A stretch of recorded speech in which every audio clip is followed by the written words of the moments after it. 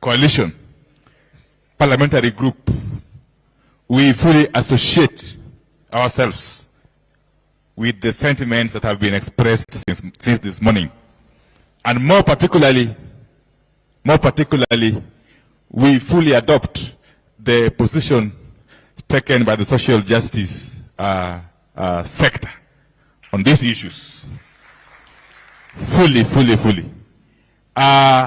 Let me just ask those MPs who are here to just stand so that we may know them. Just stand and wave. Very good. Asanteni sana. We also have in our midst the leader of majority of the Nairobi County Assembly, Mheshimiwa Peter Imwatok, and I think their whip, Mheshimiwa Moses Ogeto, and all the MCS who are here. Kindly be upstanding for you to be acknowledged. Thank you very much. And let me say this about the so-called bipartisan process. You are aware, and all of us are aware indeed, that in the election of August 2022, upwards of 8 million Kenyans who are registered voters did not vote. So the question is, how can Parliament pretend to be representing those people and yet we do not know to which political formation they belong? And that's why we are saying that unless that bipartisan process is opened up to include external players, including the church, the student unions, the workers, the youth, the women, and everybody else, they cannot be allowed to proceed. And that is going to be the point of departure. That process can only be an extra-parliamentary process. In any case, we know that Parliament has never offered solutions to this country whenever we have wanted solutions. As a matter of fact, Parliament has on many occasions been an impediment to the country's progress. And therefore, the Parliament of Kenya cannot pretend to be an alpha or omega. We must open up those discussions to include everybody else who don't subscribe to either Azimio or Kenya Kwanza. Sinamina hiyo. La pili, the current economic situation that we are facing, which has resulted in the government for the first time in our history failing to pay its workers, is directly linked or related to that election of August last year and its outcome, which we have rejected. Because anywhere else in the world, when a regime comes into power, it must first inspire confidence. If it is a legitimate administration, it must be able to reassure the investors, the business, the market, without even saying or doing anything. What we have seen with the Kenya Kwanza regime is the exact opposite. It has scared away everybody else, the investors, the market, and we have got a lot of uncertainty, which can only be addressed by opening up the server. And on the matter of the server, Your Excellency Baba, we are aware that Venezuelans have been here for the past 3 or so weeks. They were sent to come and try to tamper with the server, so that eventually, if the pressure is too much on them, they can open it up, and then we find falsified records. Those Venezuelans, we have been on their track. We have been trailing them. They have been able to escape our dragnet. The last 2 weeks or so, they were staying in a hotel in Kileleshwa. When they realized we are on their tracks, they moved. They are on the run, but they are still in the country. We are also aware that they have had a meeting with a former CEO of IEBC. They have equally had a meeting with a former chairman of IEBC. So we want to caution them, wherever they are and their sponsors, that they are in our radar. And we cannot allow this country to move on unless and until we open up the server and get the true position. Wangapi makubaliana na mimi? Finally, we want to agree with those who have spoken here before us that we can scale the stairs as we chew gum. We can negotiate in an extra parliamentary process as we continue with the people's actions out here. And we, members of the Azimio parliamentary group, are going to be in the forefront alongside fellow actors. We also have with us a message of solidarity that has been sent by Kenyans in the diaspora, led by Madam Comfort Munoro Mwangi, who is currently in the US. They had an online meeting yesterday of Kenyans in the diaspora who support this movement with the MDD, Bunge la Wananchi, and many other actors. And they have sent a speech which should have been read here, but because of time we shall share it out after this. And therefore, with those preliminary remarks, allow me to just ask two MPs, one representing the National Assembly, who is Honorable Aladwa, to come and just say a jambo, and the leader of minority coalition in the Senate, the Honorable Senator Stewart Mazayo. Just 1 minute each before I give the microphone back to the Honorable Waziri Eugene Wamalwa to proceed with the program. Thank you. Asante Mheshimiwa Wandai. Hamjambo wote. Mimi nataka kusema mambo matatu kwa sababu viongozi wako hapa na wale wameitwa wote wamezungumza kulingana na mahali umetoka na mahali unawakilisha. Naitwa Mheshimiwa Aladwa nikitoka kaunti Nairobi. Mambo yangu ni matatu. My party leader, kwanza hii mambo ya kunegotiate na watu ambao hawajielewi, na nimesikia watu wameongea hapa na watu ambao hawajielewi waoni mbele. Kwanza tuko disappointed kwa mambo ya Monday wakati ulairisha maandamano. Hiyo lazima tuseme. Next time wewe kwenda kwa hiyo maandamano, wewe ongea na hao tuwache tupambane huko wa street. Hao watu waelewi lugha nyingine. Hata mkisema mchague komiti ya 20, hata milioni 1, hawatasikia.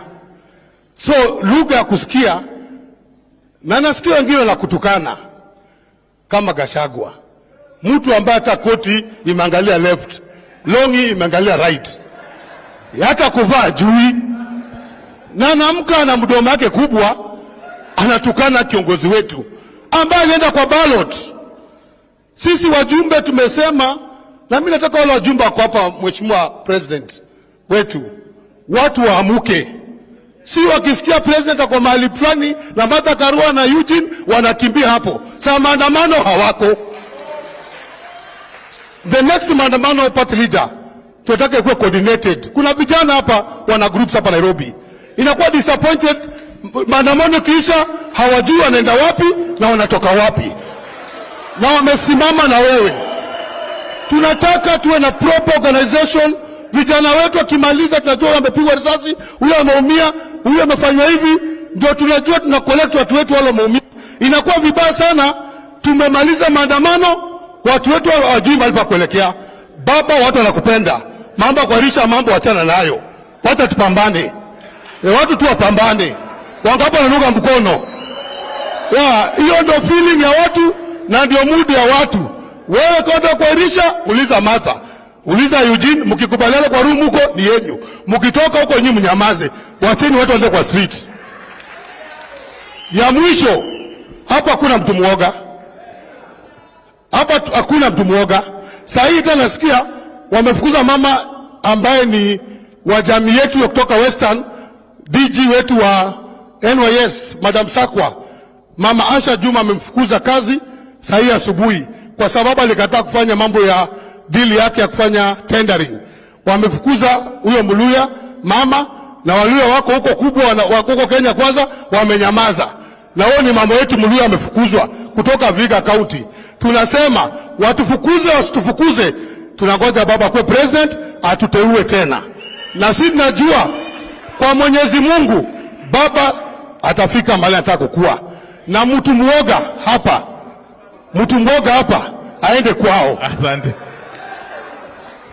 Baba, kuna wajumbe, nikimaliza, wajumbe wana heshima na adabu hata ODM. Saa zile uko mahali wanakuja kujipendekeza. Saa maandamano wanajificha. Maandamano kisha wanakufuata. Kama ni maandamano, iwe maandamano. Tukiongozwa na nani? Na Wandai. Tunaona kila mtu. Wandai weka register. Njata sikia nomination, wapewe wale wamefanya kazi. Kuna wajumbe huko vile umesikia kama Langata ameenda, game ameenda, si wapi ameenda. Baba, rudisha makucha yako. Fukuza watu kwa chama, toa watu kwa chama, tuende by election. Mimi niko tayari kuandika hiyo barua hata kama sina cheo kubwa kwa ODM. Mungu awabariki. Haya, asante sana.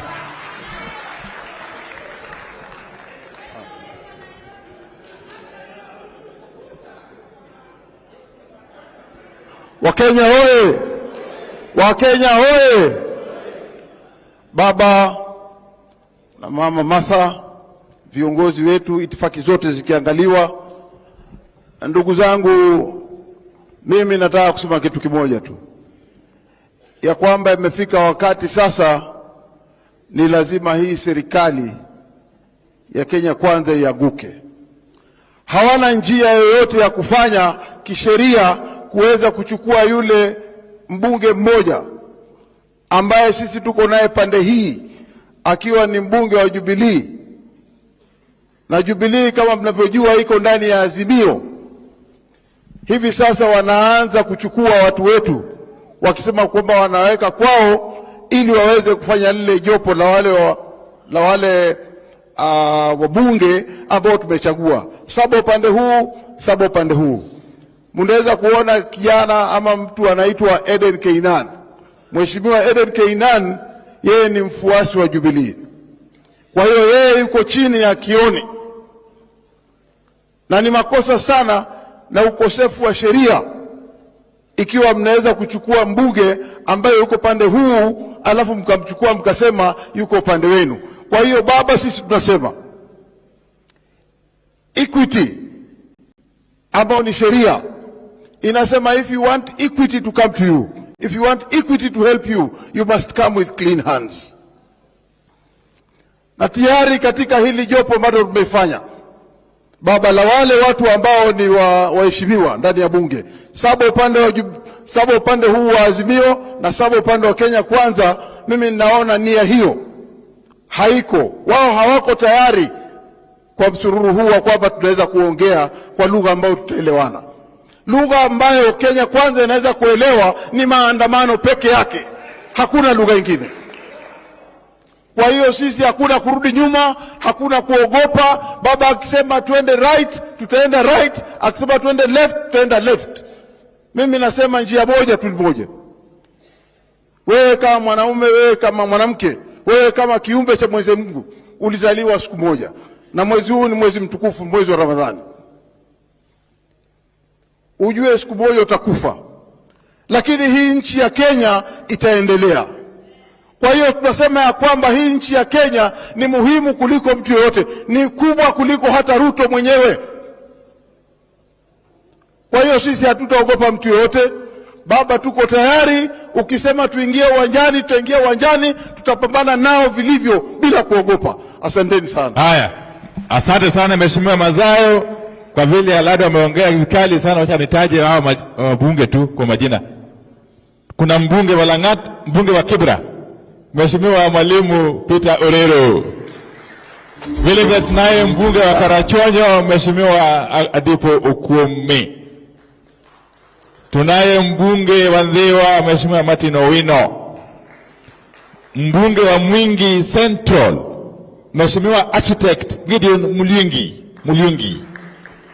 na tulikuwa na wale wabunge wenye kamiti ya negotiations ukiongozwa na Otiende Amolo walikuwa pa wote, na kitu wameenda nje kidogo. La mwisho Senator wa Migori Mheshimiwa Eddie Okech, asante sana. Wacha nitambue former DG wa Nyeri, tena kiongozi wa wanawake wa Azimio Mheshimiwa Daktari Caroline Karugu, asante sana. Waziri Eugene Wamalwa, sasa nitakukabidhi hii microphone uendelee na ratiba. Asante sana. May God bless you.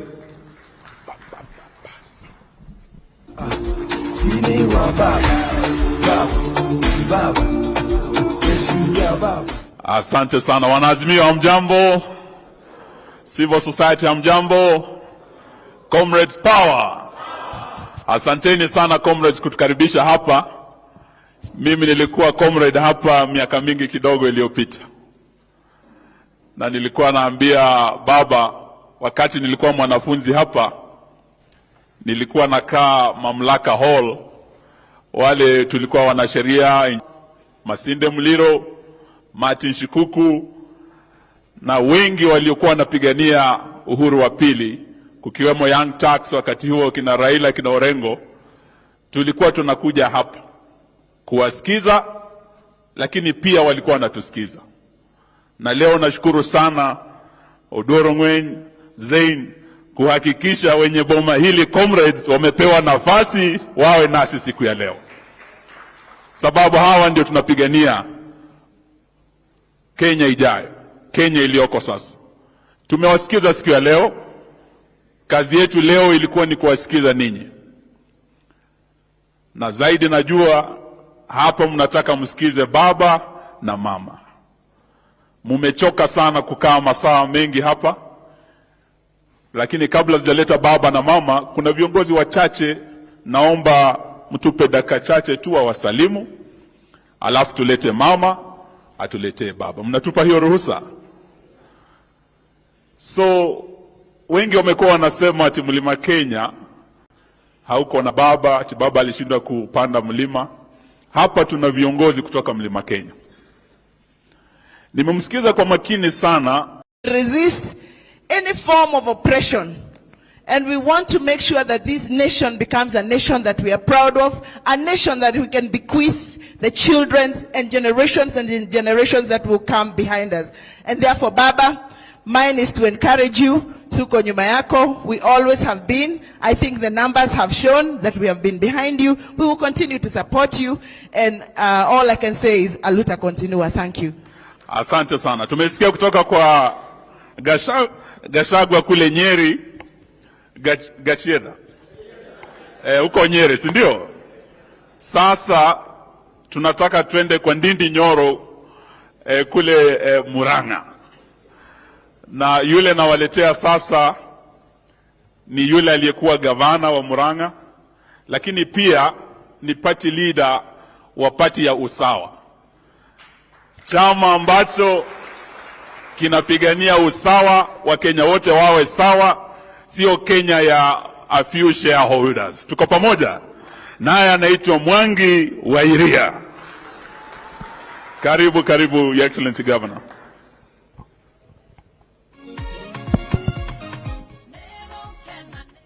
Asante sana, Your Excellency, na kudi yote hapa ya mageuzi.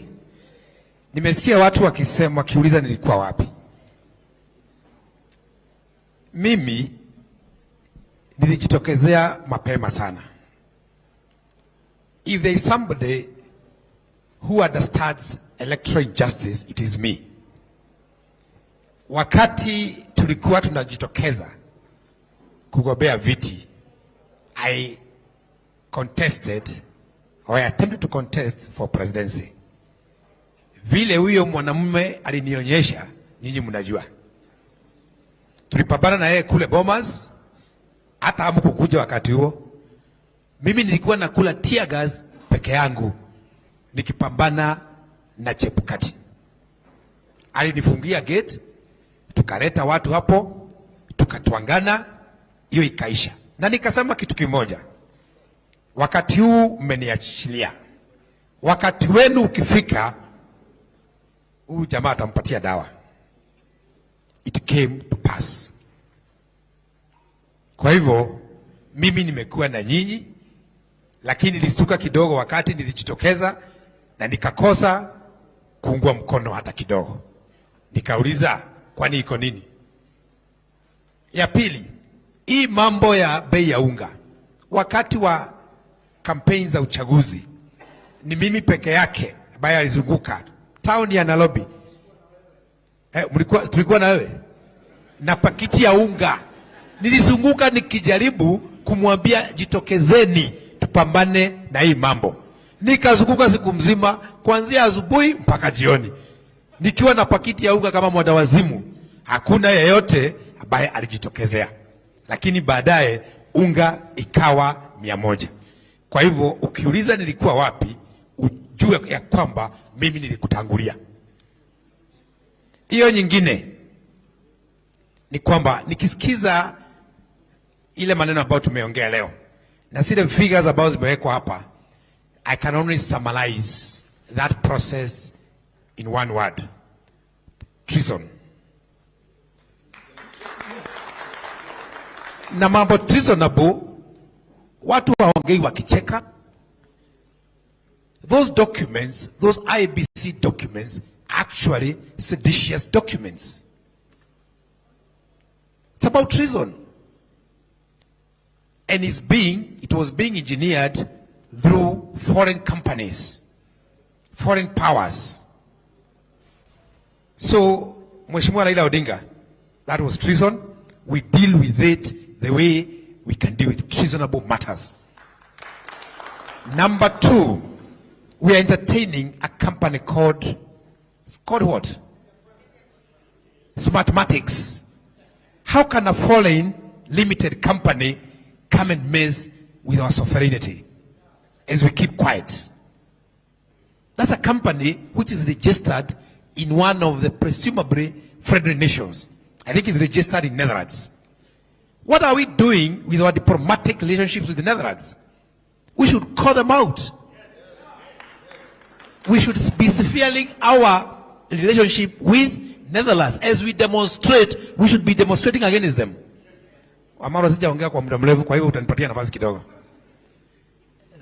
Then there are nations which are involved. What I'm saying is that we should sever our diplomatic ties with them. Hiyo nyingine inatoka kwetu katika Central Kenya. The Deputy President of the Republic of Kenya have officially announced that Kenya is a limited liability company. And we are all laughing aloud and clapping aloud. That is a very, very, very, very, very serious position. That is the philosophy of this government, that Kenya is a limited liability company. We were a company in 1888, Imperial British East African Company, and the MD was Mackinnon. So we are being taken back there. What he means is that all state legacies and benefits which are supposed to accrue are only supposed to accrue to supporters or to those people who voted for Kenya Kwanza. 14 million Kenyans didn't vote for Kenya Kwanza because it's only 7 million who voted for Kenya Kwanza and 7 million or so for Azimio. 7 million didn't vote, 7 million didn't vote for Kenya Kwanza. That means that 14 million Kenyans are not shareholders. And that is an official statement by this government. What are we discussing? We are supposed to call upon wale ambao si wana hisa for us to demand our share. And that's very simple. That's so simple.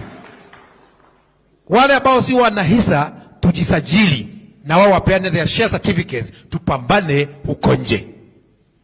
Lastly, nikimaliza, mnasema Central Kenya ni kama hawaguziki kwa maandamano. Hiyo si kweli. Sisi kwanza huangalia, na madha anajua. Tumepeana muda karibu wa mwaka mmoja. Kuna ile ambao tulielezewa na tukaweka kula. Watu wa Central ikasemekana, although figures are showing differently, wakaweka kula. bei ya kahawa, bei ya majani chai, na bei ya maziwa, bei ya mchele, bei ya milaa na mambo mingi sana. Sisi ni wakulima. Hiyo mambo yote hakuna mtu anaongeleza. Sasa tukiuliza kitu tunaambua ati huyu ni mwenda wazimu. Central Kenya sasa mahubiri kila siku ni ati Raila Odinga ni mwenda wazimu. Ile story wamesema kwa miaka wamerudia ili watu wa Mount Kenya wamuone kama adui. Maandamano yetu inakuja. And me I personally lead it. Kuhusu bei ya kahawa, kuhusu bei ya majani chai, bei ya mkunga, wanabiashara wadogo. Maandamano yetu haiwezi kufanywa kama ya Nairobi. Wakulima wa kahawa zote tutajitokezea tuandamane kwa bei ya kahawa. Wakulima wa majani chai tutafanya hivyo. Wakulima wa maziwa tutafanya hivyo. Kwa sababu shinda ya kilimo cha Mount Kenya sio brokers, ni kodi. Ile kodi ambayo inawekwa kwa chai ndio imefanya bei ya chai iende chini kwa mkulima. Kodi kwa kahawa na kodi kwa bidhaa. Hiyo kwanza iondolewe ili tuanze kudiscuss ama kujadiliana mambo ya brokers. Mimi sina mengi, mimi niko na nyinyi, lakini maandamano ya huko kwa mlima, sisi na wengi ambao wametiwa baridi na deputy president, kwa sababu huko hakuna mtu anaongea. Jamaa ukiongea anatoa meno. Ukiongea anatoa meno. Sasa tumemwambia ukitoa meno as we are porcupines kama we ni maumau. Thank you very much. Makofi kwa governor. Asante sana Governor Wairia. Sasa kutoka Nyandarua mumesikia matokeo hapa. Kuna pahala panaitwa Oljororok. Hapo ndio wizi ulitendeka kabisa. Na hapa tuko na ndugu Jeremiah Kioni ambaye pia ni Secretary General wa chama cha Jubilee na ambaye pia anawakilisha the fourth President of the Republic of Kenya, Uhuru Muigai Kenyatta. Ndugu Kioni, karibu. And as you come, I want to agree with you and agree with Stephen Kalonzo Musyoka yale amesema hapa ya kwamba from the outset Kenya Kwanza have failed the taste ya good faith. They have said to the people of Mount Kenya. And I want to challenge the leaders who are still holding out and fearing the teeth ya huyu mtu anaitwa Gachiedhara. Gachiedhara is the worst representation. He is the worst representation that you can ever get on Mount Kenya. He is totally and not a person we can refer to as a leader. We were with him hapa, tulikuwa naye hapa university hapa. Hall 2 nilikuwa hall 2, yeye alikuwa anaishi hapa hall nyingine hapa hii. Na yeye alikuwa anaendesha ile inaitwa Jaguar Disco. That is the thing I remember him for. Na alitunyang'anya pesa tukiwa wanafunzi hapa.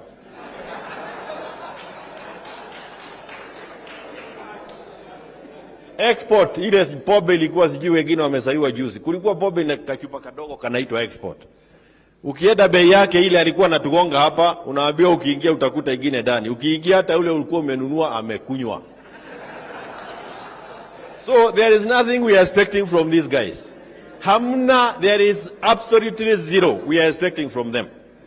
And I want to encourage, hii mambo hata mambo ya kahawa na nini, nothing will come from the, hiyo, kulikuwa msichana hapa alisema vipidi. You know those things are still new to our time. Hii ni vipidi. Ati mtasaidiwa kahawa, mtasaidiwa. Hii vipidi ya kutuweka pale kama wajinga. You can see the moving of figures. Anatoa kwa huyu, anaweka kwa huyu. Anatoa kwa baba, anaweka kwake.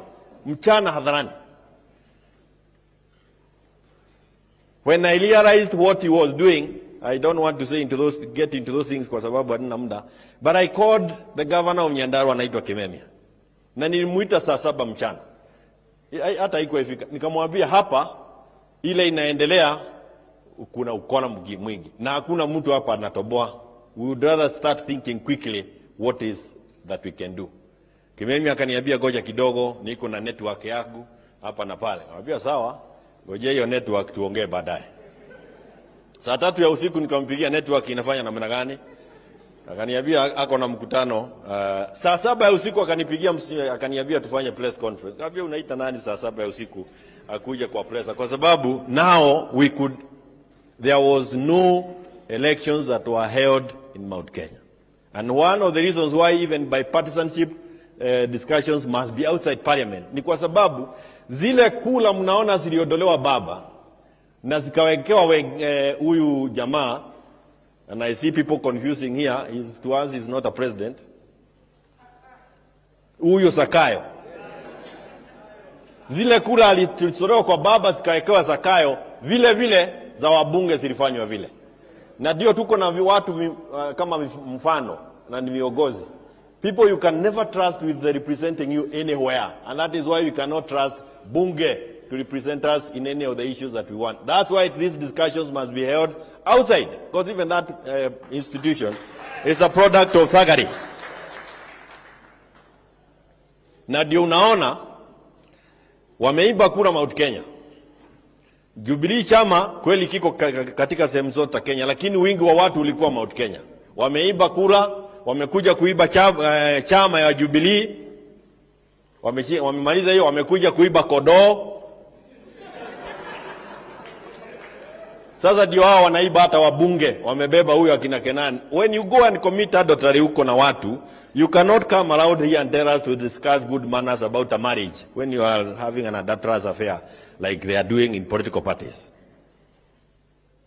Ruto is federalizing political parties, and he wants to ensure that there is no party that can challenge him 2027 if he ever gets there. We must stop him now. Na hakuna mambo ya kufikiria mambo mengine. We must stop these guys now. And I'm happy with the spirit that I've seen here. Remember also he rejected the Constitution of 2010. And no wonder they are amending the Constitution through the standing orders. Wameamend Constitution through the standing orders, na Kidiki mwanasheria ambaye anaheshimika ako kule bugeni kuongea na bunge. Completely unconstitutional. We are on a we are going down in a very bad way, and we need to stop them very quickly. So I want to say this. I believe that, like others have said, these negotiations, you must read good faith from the beginning. The fact that we have members of parliament who are already working with UDA without the permission of their parties, having crossed the floor without following the due process of law, is a condition that must be first and foremost. They must go back to the people and get the mandate. Ili tukae chini. Bila hiyo, maandamano. Bila hiyo, maandamano. It is contempt of the people of Kenya. It is contempt of the political parties that they belong to. And I think it is important that we also say this. Mimi ninaitwa madhahuria na ni sawasawa, nakubali. Sufuria kama haina chakula, maandamano. Sufuria kama haina chakula, maandamano. Sufuria kama haina mchara, maandamano. I believe that we cannot stop maandamano, and Baba, and I also plead with you among others, maandamano tuendelee, tukae na hawa watu kama watakaa chini tusikizane na hawa. Na ninakubaliana na mambo ya kausho. Jamani, hawa watu walileta ujinga Mount Kenya. Unaenda kusema pale technical discussions kwa TV, wewe unaonekana peleka ujinga kwa wao. That is the only thing they understand. In discussions, in everything that you do, ujinga ndio itatoa hawa. They are trying to make use of us in a bad way. I want to thank you for your commitment to this cause. Tafadhali tuendelee, and I want to make an appeal to Mount Kenya leaders now. Fuata wairia, kujeni tufanye hii kazi, usichelewe. If Mount Kenya people had come out in the demonstrations that we had in the last 2 weeks, we would be in a different space today. They are the ones holding us back on this government. They are the only ones holding Ruto in State House. Hakuna mtu mwingine amebaki naye. Wakitoka, huyu jamaa atakibia kama siafu. Asante. Makofi kwa Bwana Kioni. Asante sana. Kabla sijaleta mama aongee nasi, alete baba. Tuko na ndugu yangu kutoka kule Western. Yeye ndiye amekuwa mkubwa wa magavana wote Kenya, mimi nikiwa waziri wa ugatuzi, na kuna jambo ambalo amekuwa anahimiza sana, mambo ya devolution, na unataka tukubaliane na the civil society. One of the issues you have raised here ni kwamba Kenya kwanza haitambui ugatuzi na haina haja na ugatuzi.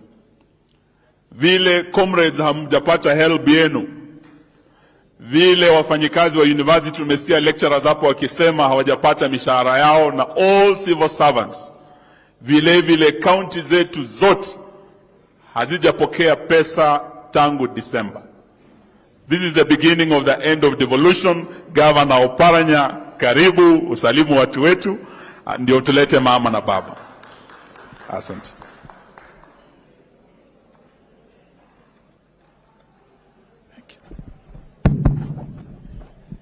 Wananchi amjambo tena.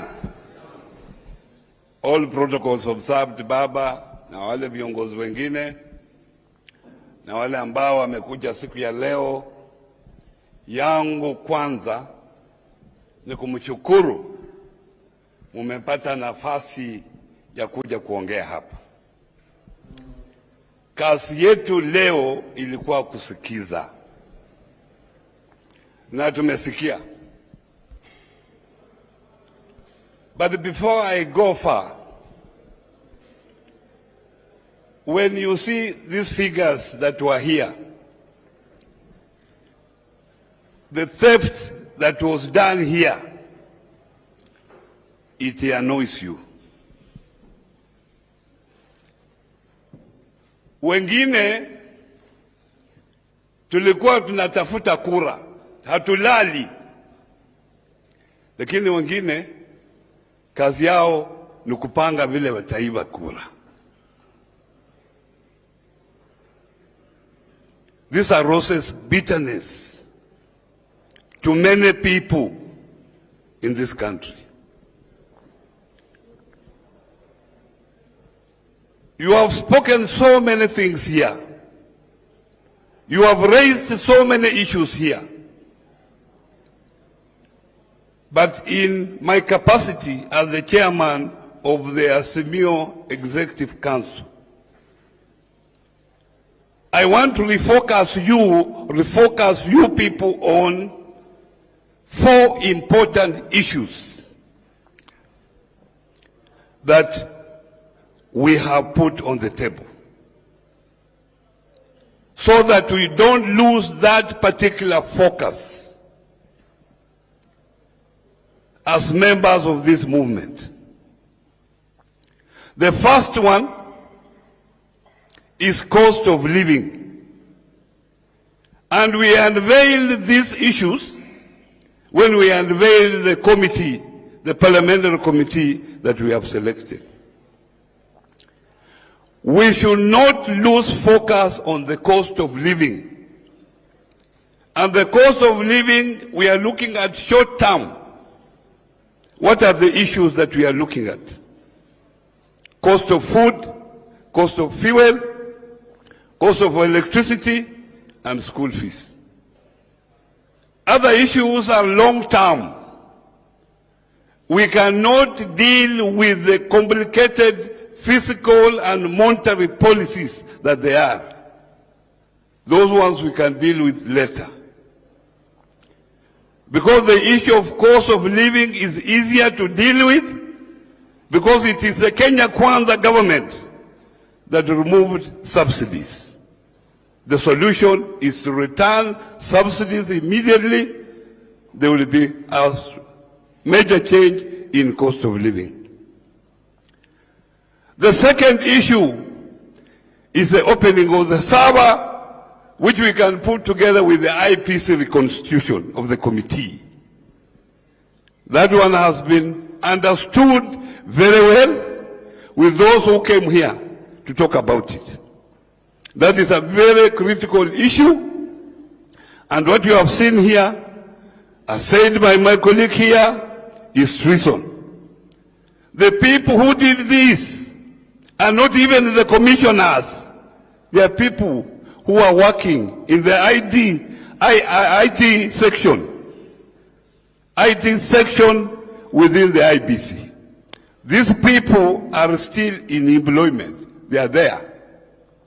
Who are used to steal this election.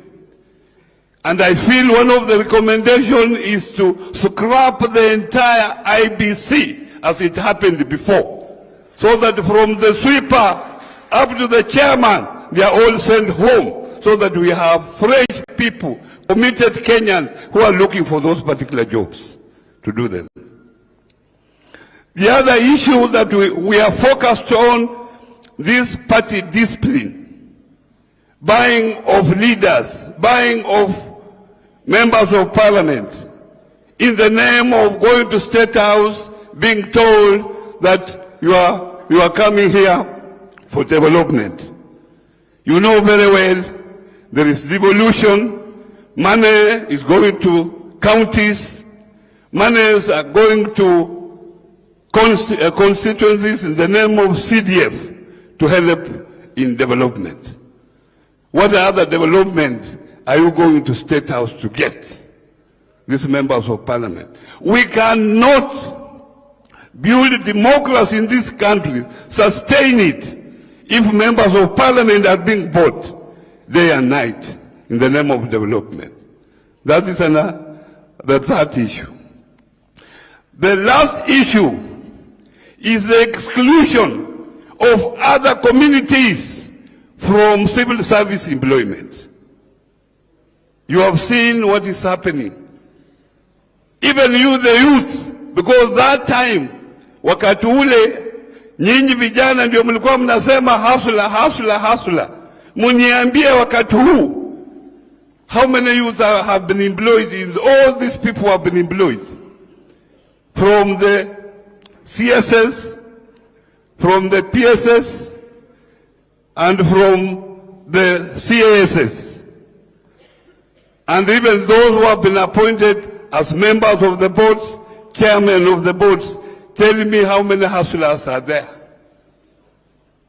That is an issue. Because this country belongs to all of us. And we must be included because all of us pay taxes. So we must be included in that. Those are the four critical issues that we are focusing on. But other issues might arise, and we shall look at them as they arise. The other day in Kimaliza, I met one of them, and he was telling me, he was asking me, how is the financier? How is your financier? I said, who is this financier? At Uhuru Kenyatta. Nikasema, when we go for this mass action, do we pay the people who come there? Do we transport people who come there? Do we transport them? It is only the address system. You mean these people cannot afford an address system? Do we finance those ladies who pour water on us when there is tear gas? We use that water to wipe our eyes. Do we pay them? So which finances is here? And if Uhuru can finance Raila Amolo Odinga this time, how come when Raila was demonstrating against him, who was financing Raila Amolo Odinga? And this is not the first time Raila is leading such a movement. It has happened before. But you Kenyans, as we live here, remember, we have had election disputes from 2007, 2008. We lost so many lives. 2013, 2017, and now we are on 2022. We must have a lasting solution for this problem. If we have to have stability and economic growth in this country, we must have that. But the mwisho, I'm surprised when Ruto says that we can't borrow for current expenditure. When people are going without salaries, and salaries is a major expenditure within the economy. That's how you grow the economy, by putting more money in the economy through the people. And the salary is the only equitable way of putting money in the economy. And that's why 2009, 2007, 2008, when we had problems here in Kenya, we had to come up with economic stimulus so that we pour more money in the economy to grow the economy so that people can get employment. Asanteni sana. Thank you very much. I think that was our last speaker before I now bring our main speakers. And I will be requesting Adam the law that after mama na baba wakishaongea tutakuwa tumemalizia hapo, so nitaomba ya kwamba resolutions zetu Suba Churchill will read for us so that when I bring mama alete baba tufungie hapo. But before we do that, I just want to say one or two words. First of all, to appreciate the comrades and the young people of this country. To appreciate civil society, our religious leaders, private sector, and all those who have walked this journey with us. What Oduor Ongwen said when he was opening these talks was that this place, this Ufungamano, where you are right now, are actually sacred political grounds. And the two leaders I'm about to bring to you have been part of that journey. I was a young man here, about 21, when I was a student at this university, when I saw Kina Martha Karua and Raila Odinga Kina Orengo with some of our leaders, patriots who have left us, Kina Jaramogi, Kina Muliro, Kina Shikuku, they've all gone now, Kina Matiba, Rubia. They used to come here. And they had very deep partnership with the civil society, with the private sector, with the religious sector. We used to meet here. This is where, as a country, we found our true north politically. When we wanted to find our bearings, our compass was right here. This is where we came to chart the course and the way forward. And therefore, I want to thank the organizers of this particular meeting and to thank civil society, because this war cannot be won without you. Kimani Ichung'wah and his team, Raila Odinga and Azimio team, from Sunday in Kamukunji, will go back to the people of Kenya to deal with William Samoei Ruto. So we'll go on, and I want to thank you for urging us to go on with the engagement of the people of Kenya, as we did the consultations. And it behoves us now at this stage of the talks to go back to the people of Kenya to brief them where we have come from, where we are, and where we want to go. So we agree with you, and we'll walk this journey together. Lastly, we want to say those who are saying they cannot bring the issue of the server on the table. What we have been shown in Ufungamano today convinces me more than ever that indeed Raila Odinga won this election, but he was denied victory. And if Gachagua, I heard Wetangula, I heard Mudavadi and Ruto himself saying that the only way he can sit with Raila Odinga is if he recognizes the legitimacy of his presidency and his government. Today from Ufungamano, we want to say this, that legitimacy is not Raila's to give Ruto. That legitimacy can only be given the day the server is opened. I believe that's going to be one of our resolutions. And if he wants the recognition and legitimacy from the rest of Kenya, because so far he's a minority leader. Leaders have said he was elected by only a third of the electorate of Kenya. The silent majority is not with him. His legitimacy is in question until the day those servers are opened. So staki niseme mengi, I want to agree with Churchill as he comes. The issue of Article 35 of our Constitution remains alive, and Kenyans have the right to ask for that information. Smartmatics refused to open the servers. They wrote a letter. We still have it. So those who are saying you opened the server, you know what Smartmatics your friends did. If you are smart enough, tell your Smartmatic friends to open the server. Story hii kwishe. Suba Churchill, karibu read the resolutions. Then we'll bring our two leaders to speak to us. Karibu sana. Thank you very much. I'll take us through the resolutions of this kikao that we have had. Resolutions of the consultative forum held at Fungamano House on the 13th day of April 2023. It is numbered number 1 all the way to number 13, perhaps to coincide with the date.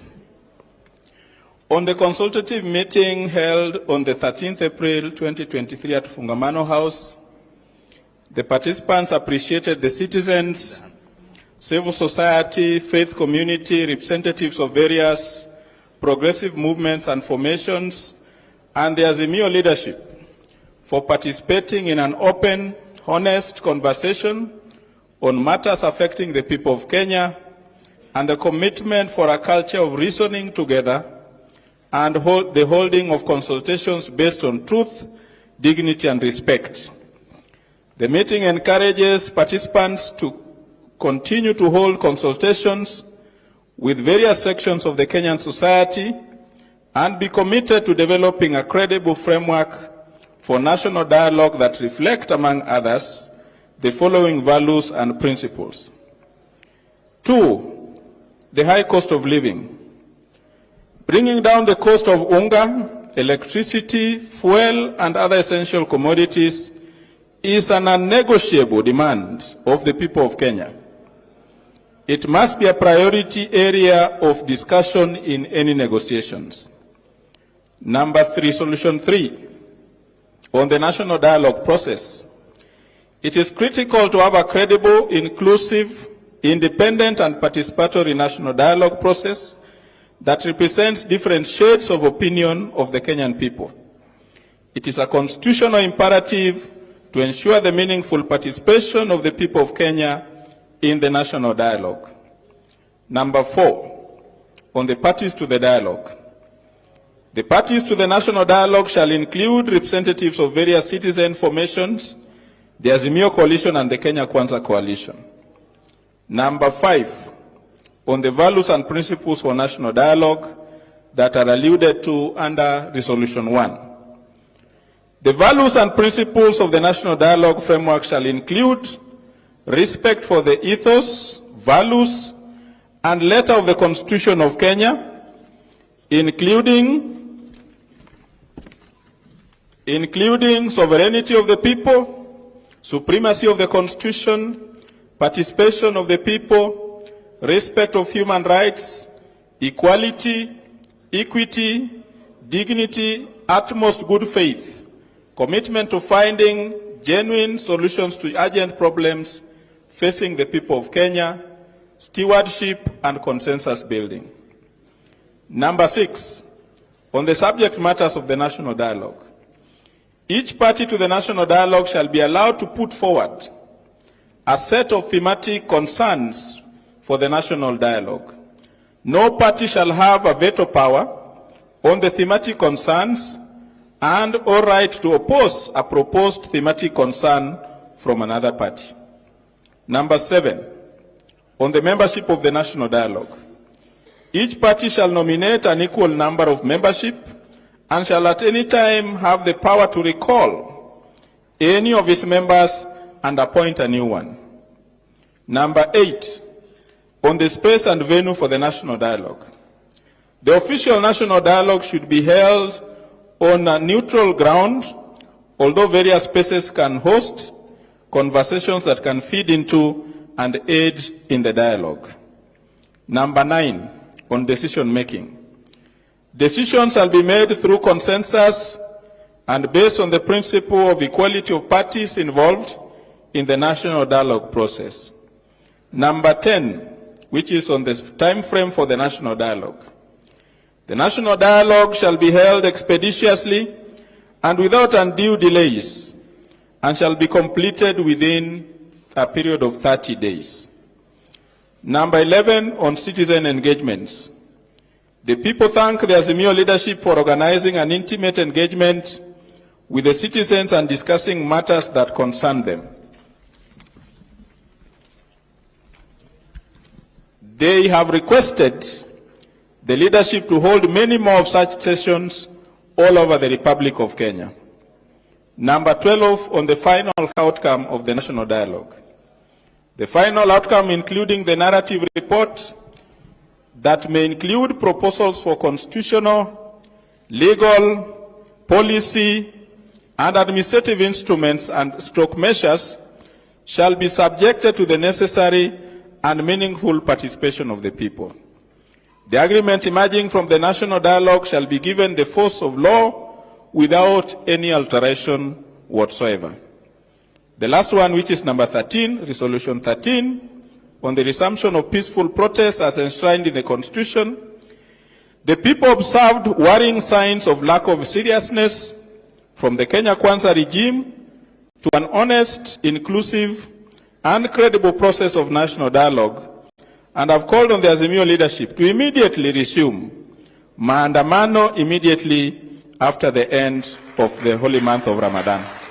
Those are the resolutions of this. Failed to give proper directions, and therefore the repeat elections were held under the same cloud and therefore boycotted by the opposition. The Malawi court subsequently did better than the Kenyan court. It looked at what the problem was and directed what must be done before the repeat elections. And Malawi got an opposition person as president. 2022 in Kenya, the court failed to give justice. And the whistleblower let us know what was in the server. We are therefore saying, do not ask us whether the whistleblower is accurate. Do not ask us whether our information is accurate. The responsibility to keep records is not ours. It belongs to a body we pay called the IEBC. Open the servers and the truth will be known once and for all. If we do not open these servers, we shall be again sweeping the dirt under the carpet, and one day this nation will explode. We must have the servers opened this time, and that is period. Finally, I want to say this, that all demonstrations by Azimio have been peaceful. Even when they try to lie, the truth always out. They lied in pictures about the past demonstration, but the nation, and I want to thank the NTV group, the nation was able to uncover those lies by reminding us that these were pictures taken from before. Some were not even Kenyan. Shame on anyone trying to feed Kenyans with lies. And even that apology by the DCI was not sincere, because the behavior of sections of the police has continued to be the same. Recently, a police officer died from injuries during a demonstration in Kisumu. What did they say? That the officer was killed by Azimio demonstrators, only for information to leak that he was run over by a police vehicle, and up to this day, we do not know whether they ever stopped to take him to hospital or whether he was taken much later. Shame on them for trying to paint Azimio as violent. All our demonstrations have been peaceful. Hell breaks loose only when police throw tear gas and shoot us with live bullets. We want to say, you can have the might of guns. We shall arm ourselves with the might of the masses. It's gunpowder versus people power. It is the smoke of whatever chemicals they throw at us, tear gas versus people power and people resilience. Recently, in Tharaka Nithi, Chuka, they killed the Boda Boda chairman. It was not an Azimio demonstration. But because they had given instructions that all demonstrations are outlawed, it's as though they changed the constitution in their dreams. They used the same force they were using on Azimio on the residents of Tharaka Nithi who are demonstrating, resulting in 2 deaths. I want to appeal to our police, and I know a majority of them are professional. For the few wayward ones, stop using excessive force on fellow citizens. Stop obeying illegal orders. Treat citizens the way you treat your employer. They are the people paying you. So finally, Zain should have been here to hear me say finally twice. I want to say that we will win because we stand for the truth. Hata hatujipigi kifua kusema ati tuko na results. Hizi ndizo results. Tunasema fungua server which will separate wheat from chaff. We realize the nation belongs to us all. And for those calling us names, please don't turn our country to nchi ya wakosa adabu.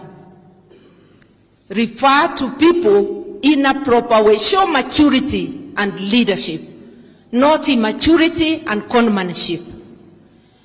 Let the people go. Let Kenyans go from the clutches of evil, from the clutches of injustice, and let the social justice that is being demanded here today thrive. My sister Caroline, I wouldn't worry about Kanchori's book because he is giving his truth as he sees it. One may dispute a section or another, but there is no doubt that the young man is Azimio blood and that he did his work when he was sent to do. Let us allow open debate on issues, even when some of you do not agree 100% with what people say. Without much ado, allow me to call our leader, His Excellency Raila Amolo Odinga. Get up.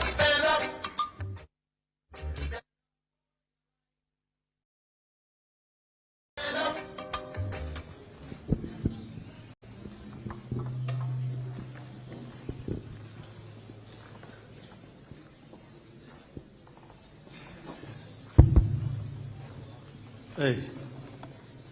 Hamjambo. Asasi za kijamii, hamjambo. Comrades power. Comrades power. Asanteni sana, you may be seated. Think you know, you've sat for a long time. And therefore, after sitting for so long, the other process sets in.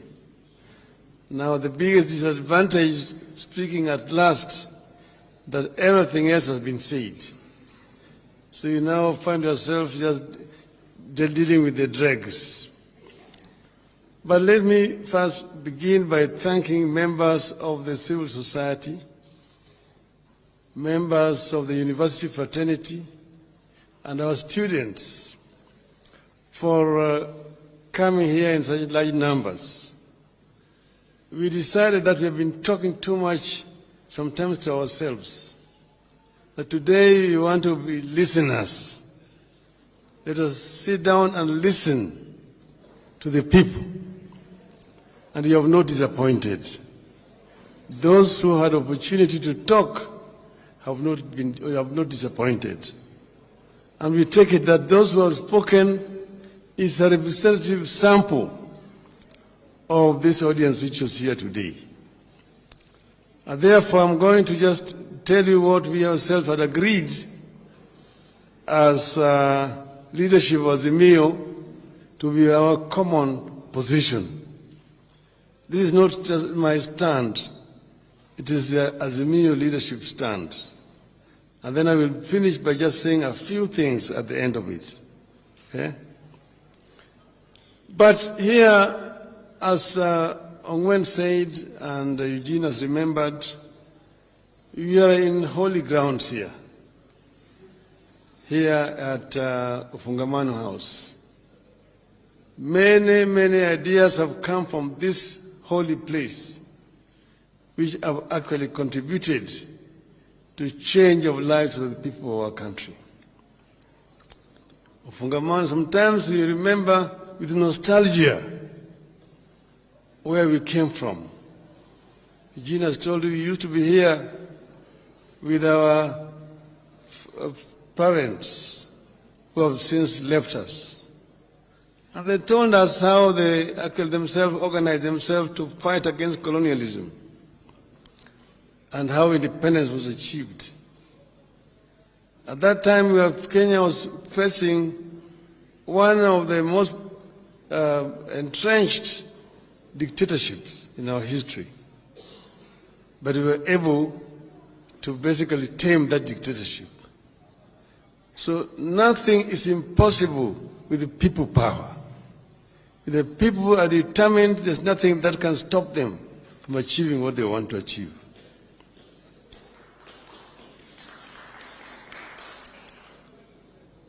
Over the decades, this venue has become synonymous with our quest for a more perfect nation. Each time we have taken a stand here, the nation has overcome confusion, doubts, and fear, and taken a stand for the better. Although we have held deliberations here that shaped our nation, none has taken place under circumstances as worrying as is the case currently. Kenyans have never had to struggle this hard to put food on the table or take their children to school. Even the civil servants have never gone without pay up to the 13th of the month. When we held frequent meetings at this venue in the 80s, 90s, and early 2000s, we aimed to end the single-party rule and give ourselves a new constitution. As we meet today, both the multi-party democracy and the constitution we fought for are under attack. Our electoral system is under attack, and all the work that we have done in creating the Independent Electoral and Boundaries Commission and introducing the use of technology into our elections are clearly going to waste. Despite the Constitution that calls for inclusivity in public affairs, the professional civil service that we have tried to build since independence is being dismantled through tribal appointments and sackings. It seems to be the fate of this country that each time we are on the ascendancy, something happens to pull us backwards, and it always begins with elections. The election of 2007 pushed us to the brink, wiped out a thriving economy, and broke the ties that had held Kenya together for decades. This election of 2022 and the regime that emerged from it may be the most regrettable thing to have happened in our country's history. The failures they have recorded in a mere 6 months, including record of high cost of food and a collapsing economy, should be enough warning that we have to act quickly and decisively. We have been told, and I quote, The only thing necessary for the triumph of evil is for good men to do nothing. Read also good women, unquote. Our presence here underscores our refusal to be the good people who did nothing and allowed evil to triumph in our country. Something fundamental must give this time round. Otherwise, we could lose a whole country. Our wish is to achieve the overhaul of our state of affairs with the involvement of the people from all segments of our society at every stage.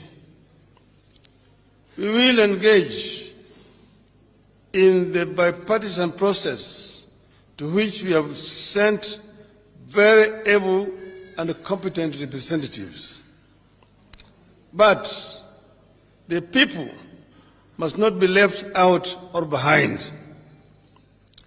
We are not going into this dialogue for deals in smoke-filled rooms.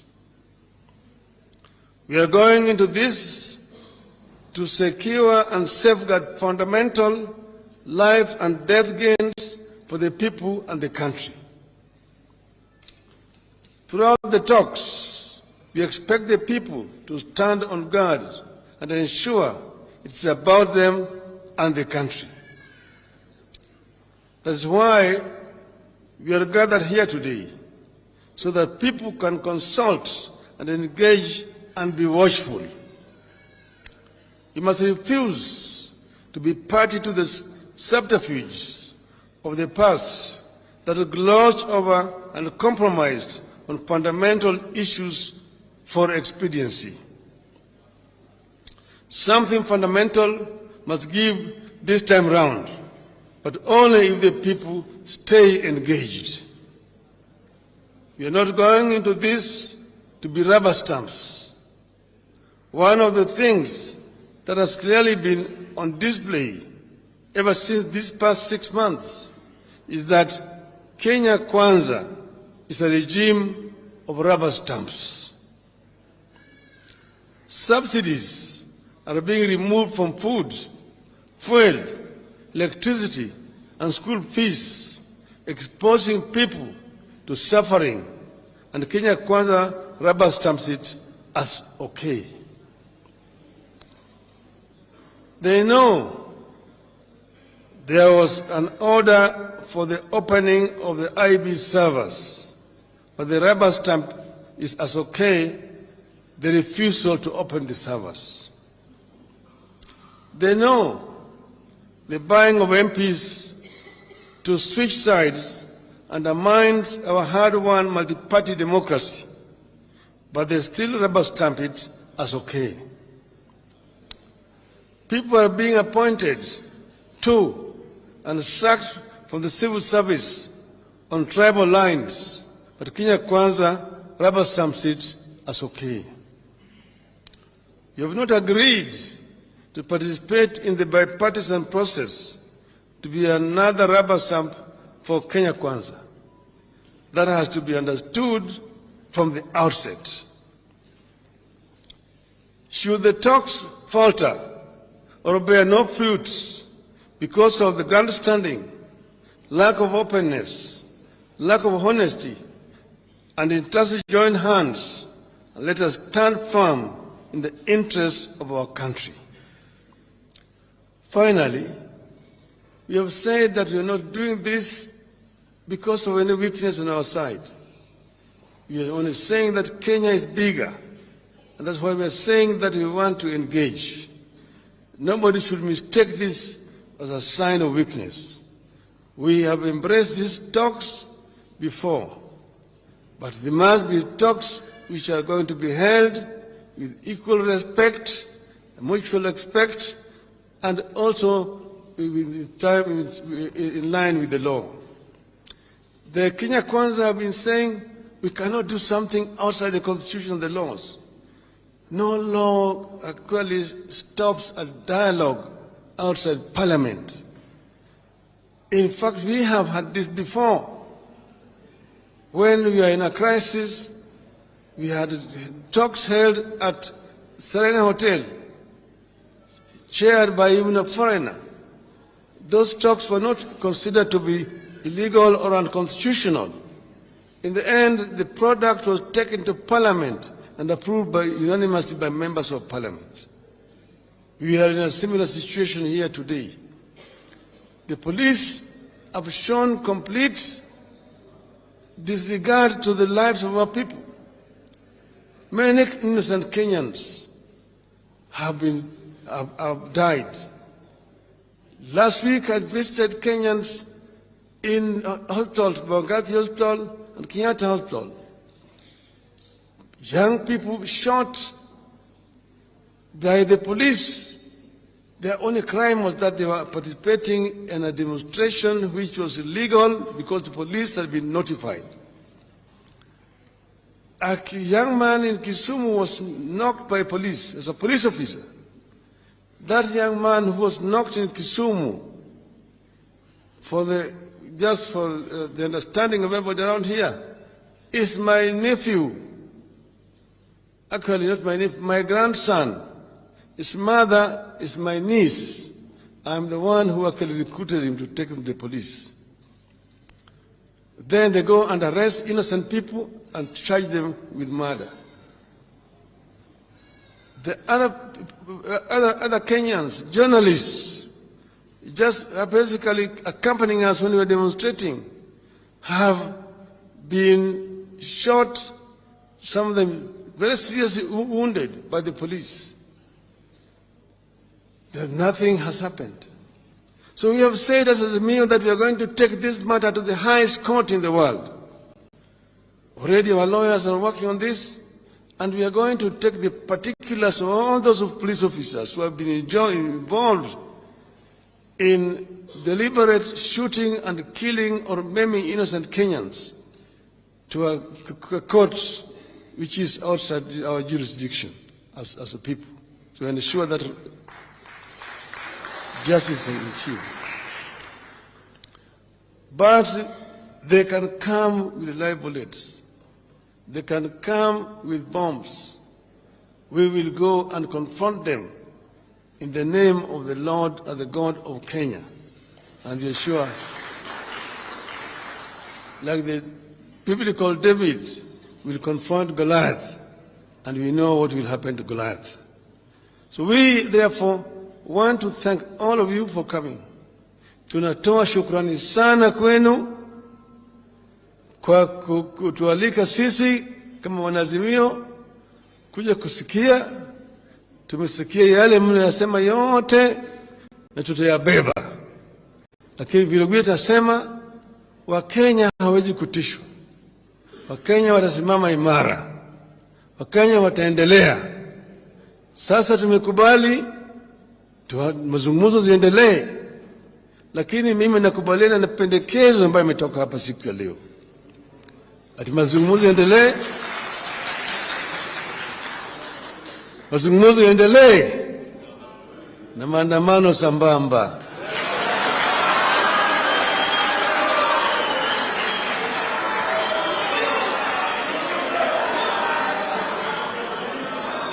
Dawa ya moto ni?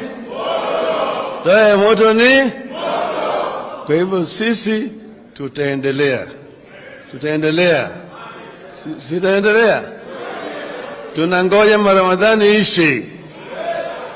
Ramadhani kisha namna hii tutatangaza.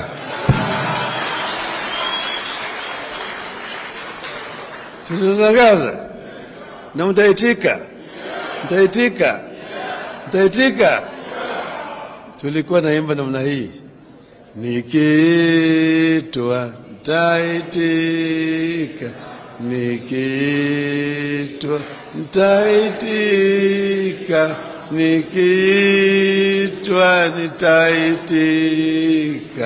Kupambana kwa Afrika. Oh, kupambana, kupambana, kupambana kwa ukombozi. Oh, kupambana, kupambana, kupambana kwa ukombozi.